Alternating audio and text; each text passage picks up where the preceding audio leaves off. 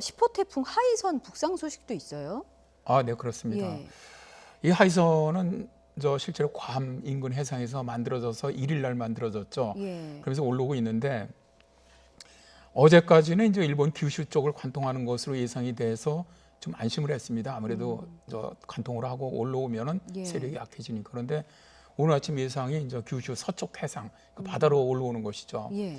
그렇게 되면 규슈 쪽에 좀 일부는 부딪힌다고 하더라도 세력은 그렇게 크게 약화되지 않고 부산 서쪽으로 지금 상륙하는 것으로 예상을 하고 있습니다. 부산 서쪽이요. 네, 그런데 예. 이번 오히려 마이삭보다 약간 더 서쪽으로, 예. 그러니까 지금으로 보면 거의 거제 쪽 인근 해상 쪽으로 상륙하는 것으로 예상이 되는데 거제와 사천 사이 아마 될 것 같은데 이게 문제는 지금 마이삭 같은 경우는 강릉 쪽으로 빠져나갔는데 이건 그대로 북상을 합니다. 우리 남한에서는.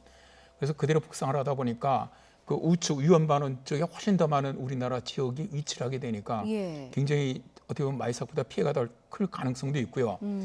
두 번째는 수도권과 굉장히 가깝게 지나간다는 겁니다. 예. 그러니까 100km 이내로 지나가다 보니까 피해가 상당히 클 가능성이 있다고 봅니다. 예. 끝으로 하나만 더 질문 드리겠습니다. 지금 이게 내륙을 관통할 것으로 예상되는 것이기 때문에 하이삭의 어떤 강도를 이번 태풍 마이삭이나 뭐 강하다고 말씀하셨던 매미와 비교를 한다면 어떻겠습니까? 실제로 이제 그 거리로 가까이 왔을 때 거리로 보면 현재 예상으로는 규슈 서쪽 해상에 있을 때 최대 풍速이 45m 정도 보고 있습니다. 그렇다면 예.